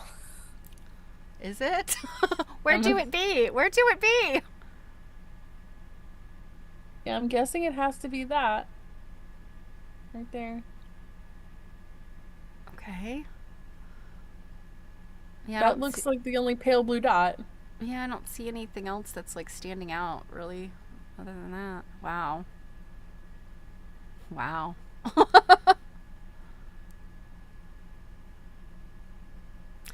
And is foil in the rings or oh, that's where the pin tucks are in the rings. That's cool. Okay, so is the foiling up there along the top part of the rings? Maybe. No, I don't know. Or is that like a sort of what do you call that? Like fabric, sort of fancy, The fabric. fancy sparkly fabric, like bridesmaid prom fabric. like a Yeah. sateen. Yeah. Well, yeah, sort of a sheer, like a chiffon, kind of like a Mm. maybe. I don't know. I don't know. Like this looks like it could almost be like foily. Yeah, I like what she did with that pin tuck, pin tuck thing. No, that's pretty cool. Mm-hmm. I mean, this is very striking quilt, but also like 3 cheers for using your sewing machine attachments. Yeah, right. So is this This one has math on it, okay? Yeah, I was but I'm gonna say assuming it's some kind of like a rover kind of. yeah, a that's thing. what I was about to say. Is this like a Mars rover kind of situation? Yeah, this looks very Marsy. It's There you go. Kathleen Decker, Williamsburg, Virginia. I think I recognize her name too. Mars Quake 2023. Cotton and photos. Image credit JPL NASA. That's what JPL is the. Oh shoot! Now I can't think of what that was. It was in the description. Anyway, printed, machine embroidered, raw edge applique, free motion quilted. This is a humorous depiction of what might happen if robots met on Mars and chatted. In reality, Curiosity rover and InSight lander cannot meet as they are 600 kilometers apart on Mars. Well, I don't know if one of them could like get the gumption to go 600 kilometers. One never knows. Yeah, that's all we need is we need rovers with gumption. Although the goal of the Curiosity rover is to explore and investigate Martian climate and geology, whereas InSight is designed as a stationary machine that studies the interior core of Mars using a seismic probe, among other instruments. But what if they did meet? Hence, they are shown chatting. Curiosity says, "What if?" And InSight responds, "And." Then they both exclaim, 10 is when the quake started. Oh, Janet says, Jet Propulsion Lab, thank you. It was in my head. I was like, I know that there's something lab. Okay. Yeah, All right, so that's neat. that is InSight then, I guess, right? Mm-hmm. That's really neat. And then that's the rover. Mm-hmm. Yeah, and then she like quilted around like the depictions of rock and things like that to give it more oomph. This was cool because it's purposely hung in front of a window because it's see-through. Oh. So this depiction here of a building is not part of the piece. That's the building The outside the window. building outside the window, yeah.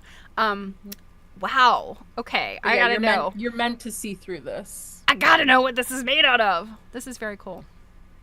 Well, there you go. You can read what it's made out of. Okay, so this is Diane Firth, Turner, Australian Capital Territory, Australia. Saturn observed 2023 wool polyester net. Okay, pieced, layered, machine stitched. Okay, so I guess she's just kind of inserted that it's polyester netting. For more than a decade, NASA's Cassini mission. So Cassini keeps coming up. This is the third one. The Cassini mission observed Saturn with its atmosphere made up mostly of hydrogen and helium. Saturn does not have a solid surface like Earth, although it may have a small, dense core of rocks and minerals. Cassini identified a hexagonal area on the North Pole, which has been explained as a megastorm of swirling gases. All these other planets and their megastorms. I mean, come on. To interpret this phenomenon, I have used non-bonded fabric to represent the gas enveloping the core. To convey its containment and ring markings, I have used net with continuous stitching lines. Very interesting. That is cool. A quilt you can see through. Mm-hmm.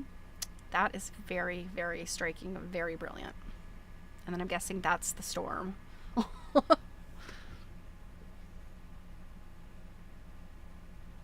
That is really neat. I like that. It was very cool. Just a heads up, we are at almost 8:40. So I think we're just about okay. done. Okay. This one has wrappers of trash in it. Okay. Like this is from a thing of halos. Oh, okay. Hold on. Sorry, I meant to zoom in.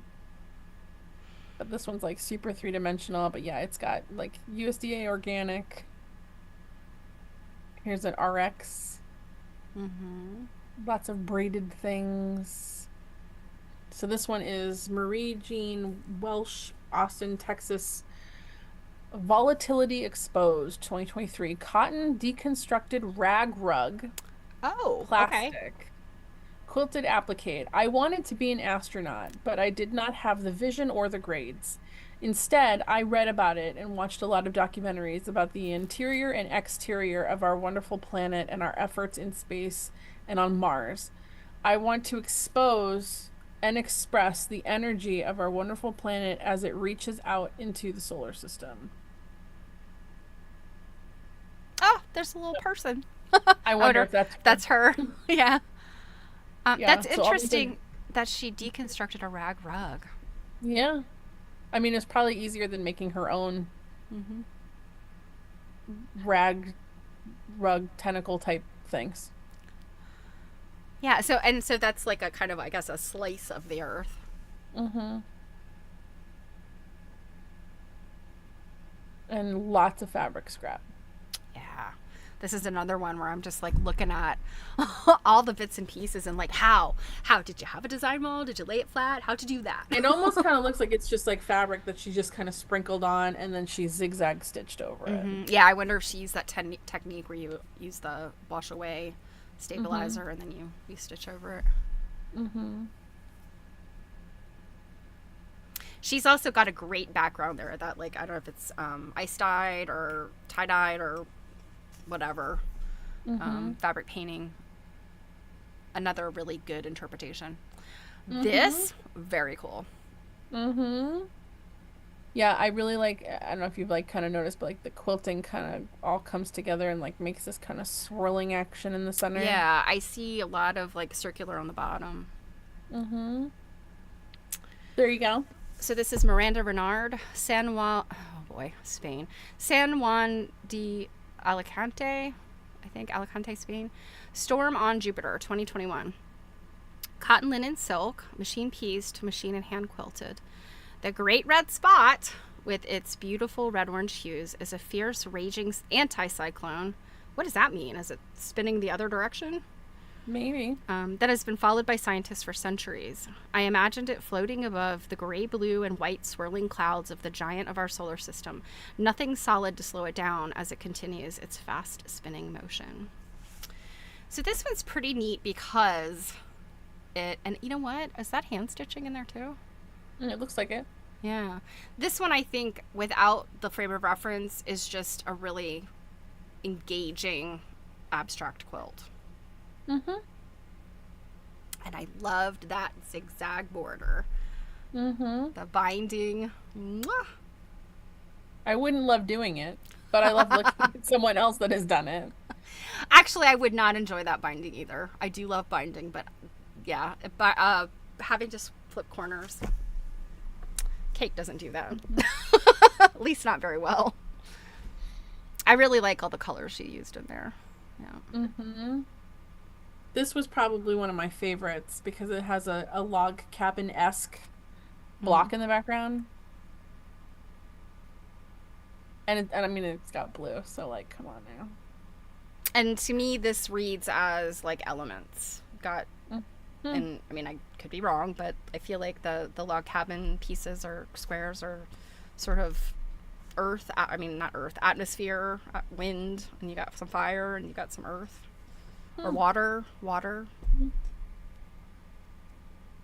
So this is Geisha Bugir. I don't know. Kafar Yana Israel, I'm guessing. I think that's right. You were right. Look, Earth, Water, Fire. 2014. Hand-dyed and commercial fabrics. Log cabin and freeformed pieced. Raw edge fused applique. Machine pieced and quilted. In the artist's words, the ancient Greeks believed that everything was made up of 4 elements: earth, water, air, and fire. This theory was suggested around 450 BC. We are made of fire, earth, air, and water. The electrical impulses zap throughout our bodies to stimulate our muscle cells and fire our neurons. Our carbon-based bodies are built from the very same building blocks as stones and soil. We can only go 3 minutes without air, and our body weight is a high percentage of water. As we tend to the 4 elements, we start to balance ourselves with nature. And when we become more aware of the elements in our daily lives, we build the resources and energies needed to contribute to our friends, family, and community.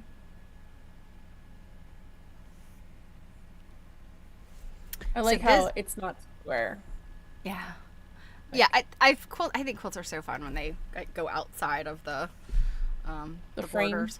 Yeah, the border of the square. And what's interesting is this was a quilt that was made before Fierce Planets was announced.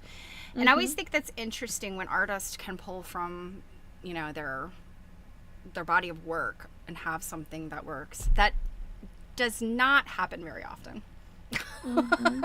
You often have to make things for a call. I just feel like rarely do I ever have anything that like, you know, meets the call for art. I like this juxtaposition of quilting here. We've got these like swirls going up here, and then on the rocks you've got the like an echo kind of a quilting to like get out a border of earth. Yeah. Well, it's definitely speaking of like water, the flow of water. Yeah.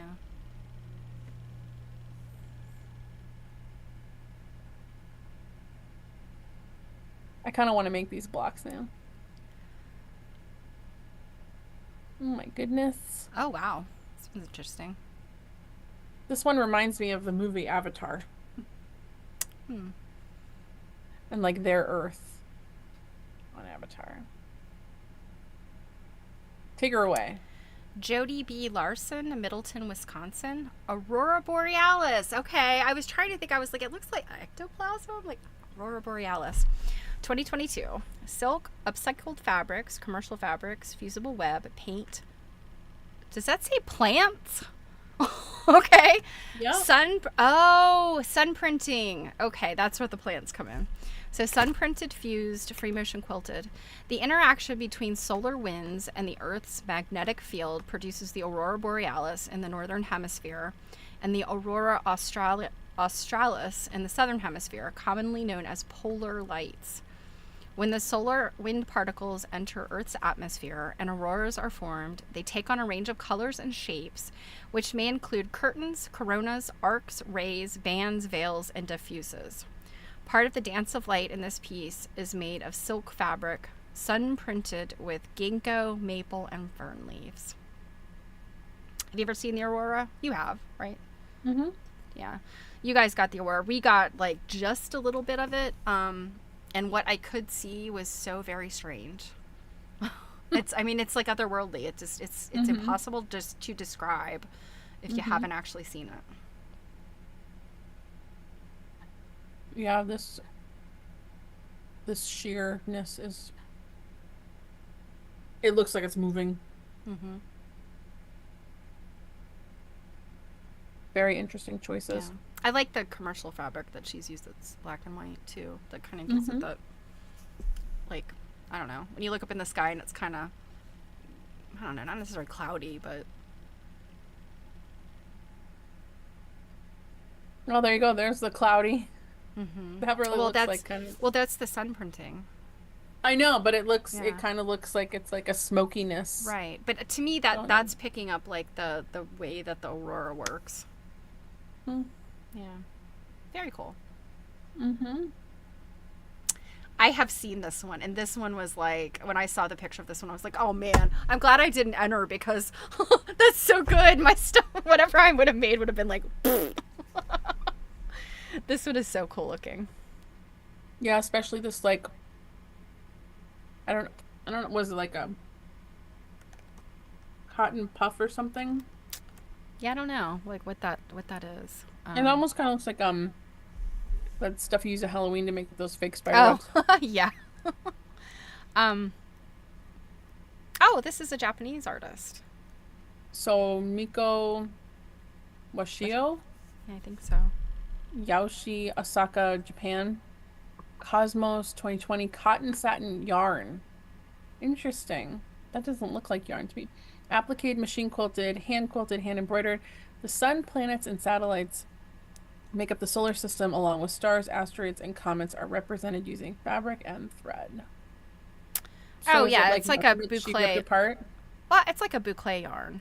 Oh. Yeah, it's that yarn that's kind of floofy. Looks like it's falling apart. Yeah, what it is, it's got like a very like a thin. It's got like a thin cord, and then it's spun around with that, and that might be a synthetic, but I mean you can use like wool boucle as, a type of yarn. Yeah, look at this. She's got these like little plastic domes on here. Yeah. Oh, that's interesting. Huh. I wonder if that's meant to represent like colonization of a planet. Maybe, I'm not sure. This one to me was just very like graphic. Some of the other ones are very painterly. Like this one I could see as like a textbook art cover, for a planetary textbook or something. This is the last piece. Oh, wow. Yeah, so this was hanging from the ceiling. It was big.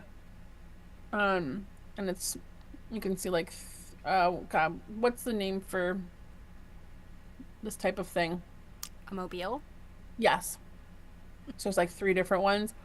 It's very difficult to really get like a good image. So I've got some photos, I've got some video. I'm not gonna lie, this piece makes me think of tentacles. And there you go. Claire Passmore, Balaclava Pamplemousses Mauritius. Good job. Yeah, that's an island, I think. Balaclava Pamplemousses. Like what? A balaclava, a pamplemousse, isn't that like a grapefruit? Like, what are they doing in Mauritius? Okay, hot stuff, 2023.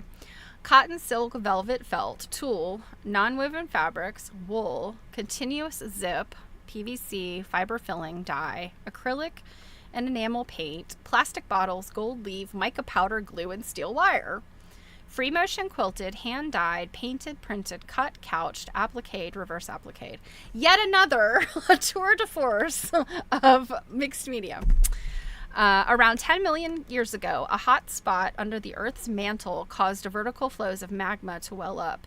The resulting plume of thick, mineral-rich lava created the volcanic island, which is now my home. Okay, so Mauritius is a volcanic island. Those lava tubes are the hot stuff I have recreated.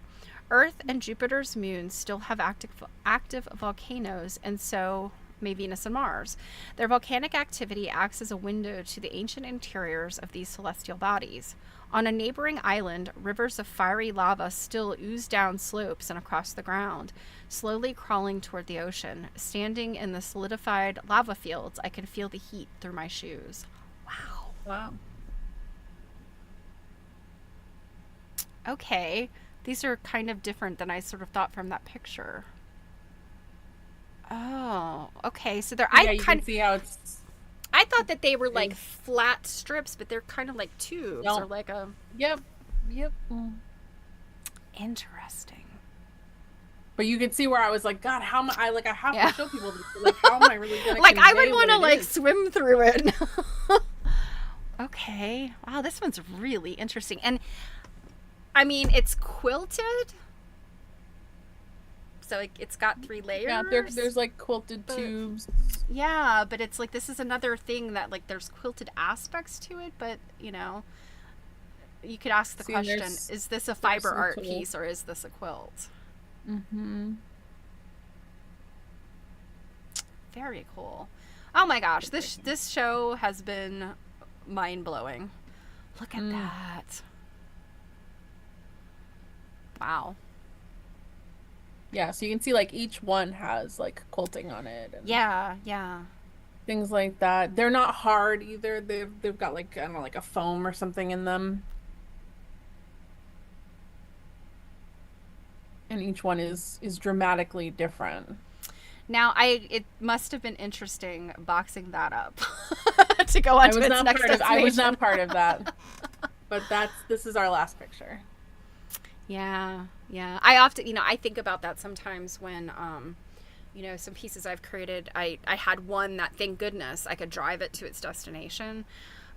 Because I was thinking to myself, if I end up, because it was during the pandemic, and I was like, if I end up having to ship this, if I can't get it down there, like, what am I going to do? Because it was not only heavy, but it was pieces that were just really awkward. And so, sometimes like there are things that I know I want to make, but I'm like, I'll never be able to show this anywhere unless it's local, because I don't have the ability. Now, granted, some artists do have enormous heavy things that get professionally packed up, and but you kind of have to be like a little bit more of a greater artist for people to be There was a happy to pack up 1,000-pound things on your behalf. Yeah, there was a piece that was in one of, I think maybe the SAQA show before this one, that came with like a 50-page manual to put it together and to take it down, and it took something like 8 hours or something like that to build and unbuild. I'm actually working on a piece right now that will have a manual on how to install it, but it will be like a 2-pager. It's basically gonna explain like, here's what you have to do. And in fact, I'm thinking there's 2 pieces that I'm thinking I might actually just permanently attach, so it doesn't have to be like, put together. But then it's just gonna have to be like, this is how it hangs on the wall. Like, it has to, nails or hanging devices have to be spaced this way in this configuration to be able to hang it. Yep. Wow. Well, you'll have to show us what that looks like. I will. It's in progress right now. Yay. I was gonna say, I like progress photos too, just saying. Yeah. What I was just thinking to myself, a progress photo of this one. It probably wouldn't be that interesting. Whatever. Because it just looks like a pile of fabric. It's not a quilt. It's a textile piece. So. Okay. That's fine. If you guys showed up late or anything like that, just a last minute reminder that we're going to start discussing Maine quilts next week. And by the way, I just, because I have not read at all, but having just flipped through, I noticed Lynn Bassett did a piece in here, an essay in here, and she has a lot of experience in costuming too. So there are costume clothing things in here. I'm very excited about that. So yeah, when I was flipping through, there's some petticoats and stuff. Yep. I also noticed, I think is there a Native, I want to say there was a Native American person that had something in here in the back. Yeah. It's Jennifer Neptune, I think. Yeah, her stuff is in here. Yeah, I'm really looking forward to looking at these in more detail. So for next week, we're going to discuss the preface, the intro, and chapter 1, which is pages 7 through 31.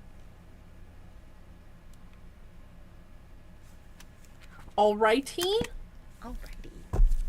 And with that, I'm going to go finally eat some dinner. Yeah, same. My husband's not home, so I didn't have to cook dinner at like a normal dinner time, which is what he likes. So